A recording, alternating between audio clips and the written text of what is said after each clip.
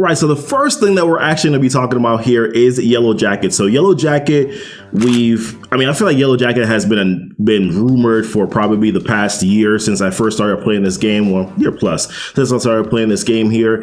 And it's taken a while, for him to come to the game. It looks as if though he's going to be making his entrance probably before the end of the year, which is exciting to a certain extent. I think I'll be a little bit more excited if it had already happened earlier. But I think right now at the current moment, it just took too long. So maybe that's why I'm a little bit reserved. But I'm excited for new characters coming into the game always. I think that they've been releasing them a little bit too quickly, but I'm excited about, there potentially being a new character in Yellow, or new character like Yellow Jacket coming into the game. A few things to mention here is that he is going to have the Pym Tech trait, which is going to be a new trait into the game. So there's going to be a Pym Tech Team. Obviously, we're assuming that this is going to include Wasp, also as well include Ant-Man to the game, and it looks as if though there potentially could be some future characters being added to the Pym Tech Team too as well. But listen, excited about kind of Yellow Jacket coming to the game. It probably most likely means that characters like Ant-Man and Wasp potentially might be a little bit more viable options for you in this game moving forward, which I actually think is really cool because I think Ant-Man has a really, really good kit, just lacks damage and sustain. So I think that it actually is a little bit better that you're going to be increasing certain things like that potentially on a team like that. But, let's not talk too much about it with some other things here that we got to, get to, in this video. But yeah, Pym Tech, he's going to be a part of the Pym Tech team. Another thing to mention too as well is that he is also going to be a character that's going to benefit from Dark Dimension, or is going to have increased abilities in Dark Dimension. Not only is he going to have increased abilities in Dark Dimension, he's also then going to give, some additional damage as well to the other Pym Tech allies that are also on his team, which I think, once again, I like the whole Dark Dimension increased abilities. I'm actually very cool and okay with that. Kind of similar right to the Symbiote team where, they have increased additional abilities from Symbiote Spider-Man in Dark Dimension. They also do have it as well in raids, but very excited about that portion of it. I think that should hopefully make them much more of a viable team and a viable option. Not going to go too much through the kit. The kit's there on the Marvel Strike Force page, so you can 100% take a look at it there. It does look as if though he's going to do a lot of damage. Now, this is going to be all based on how his base stats come out to be. So basic attack does 250% damage, bonus attack 230% damage. Once again, depending on how the base stats work out, he's going to be stealing health here, and then redistributing health to himself.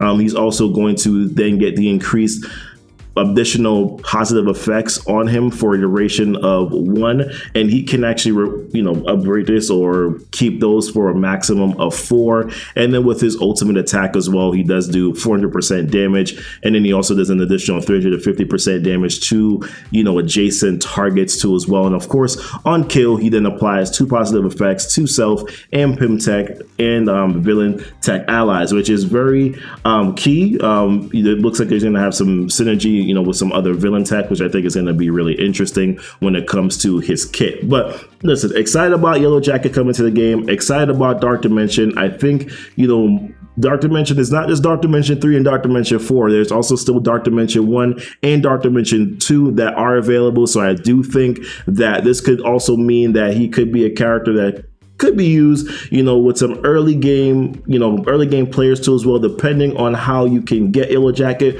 But I'm excited about that portion of it, and a few other things in this post too as well. Another thing that was mentioned here in the blog post as well were ISO 8s. So obviously, ISO 8s have been out for a little while now. We've kind of gotten ourselves sort of used to the system and how mechanics work.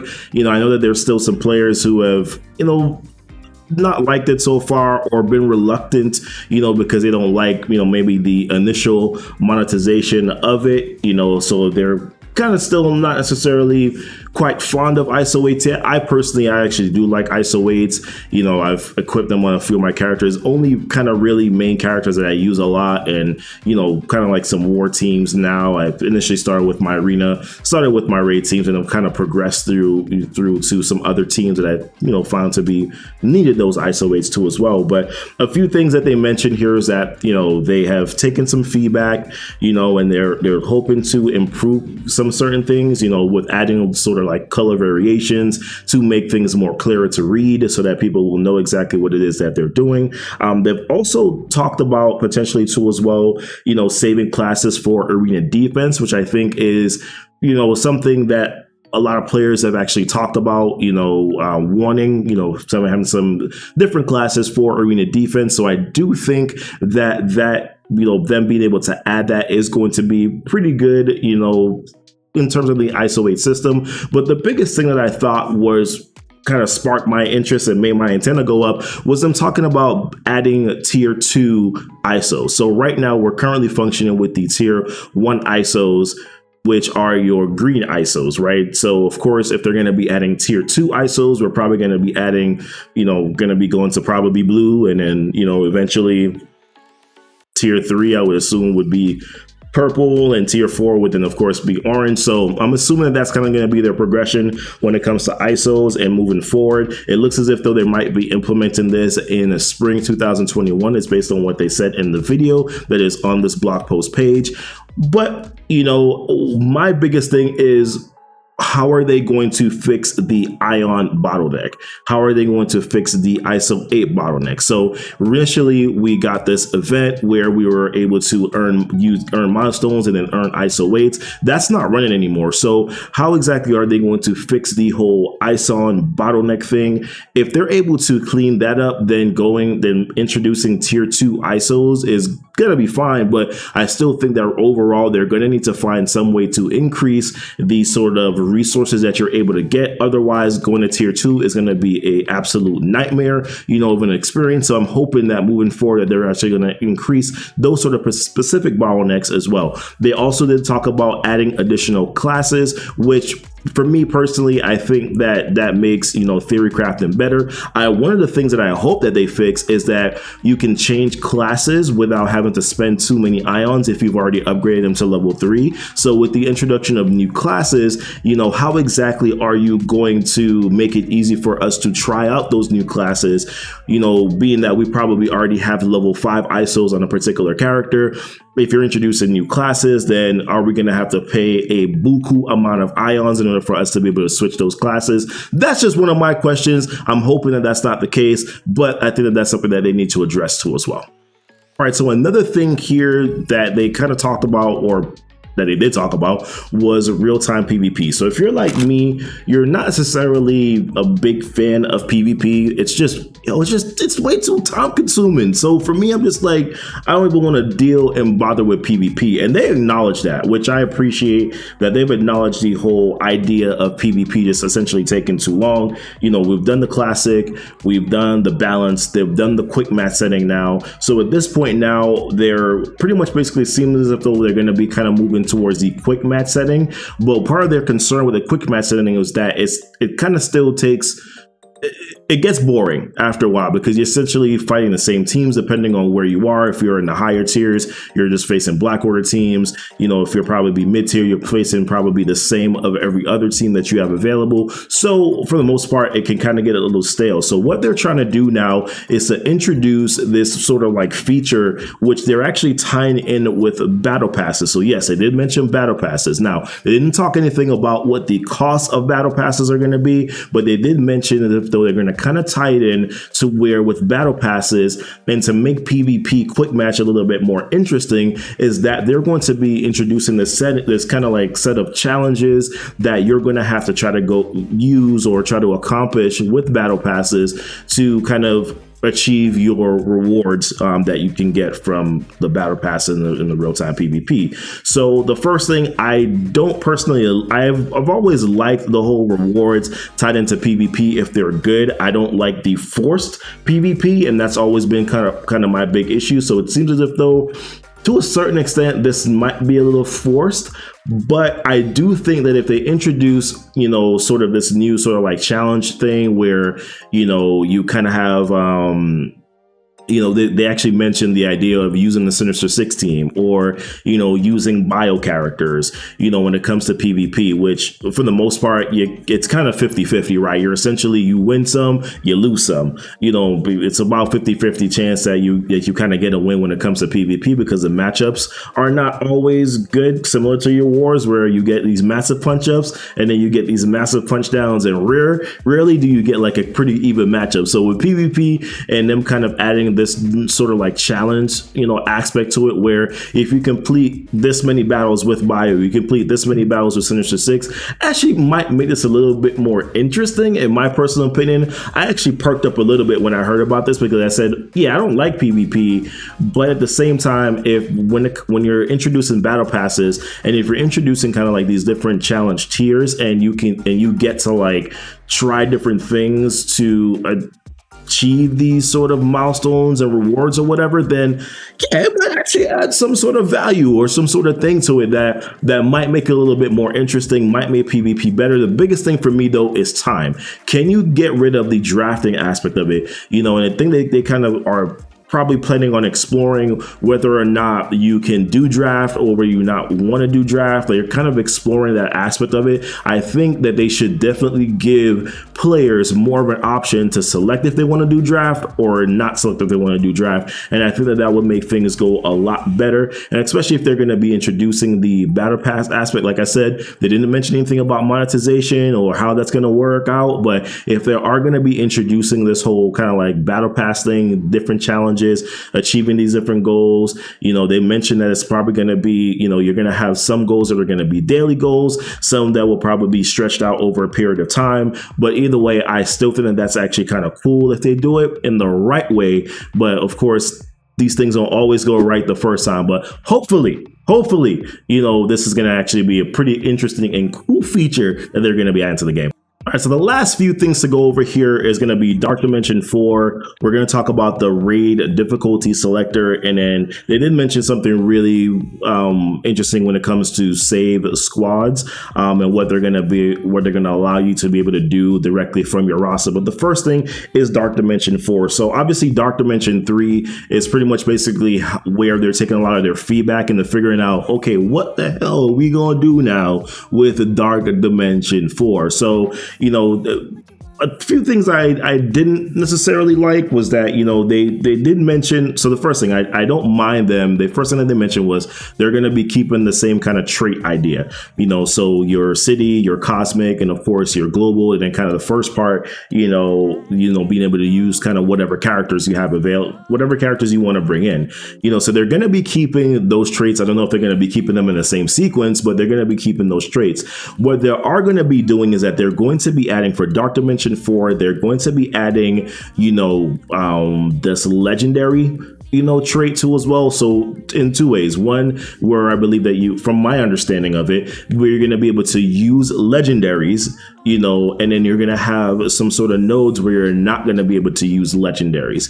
Now it's a little bit unclear as to whether or not that is, if you're not going to be able to use legendaries, like you are not going to be able to use legendaries, or if there's also going to be, well, I know that you're not going to be able to use legendaries, but also wondering if the node itself is also going to be legendary less too. That's part of my question. We're still, that wasn't really made fully clear, when it comes to Dark Dimension 4, but I do think that could kind of not be as sexy as we probably want it to be, right? I like the idea of being able to use legendaries. Phoenix was absolutely a monster, for me in the first couple of nodes. Now I'm in node 4, and I know it gets worse from there, but I know realistically that Phoenix has been essentially who has been carrying me throughout those 4 nodes. Just being able to get her special off, on a couple nodes to start off with is actually being able to save me a lot of time. So if they're going to be kind of taking away legendaries legendaries,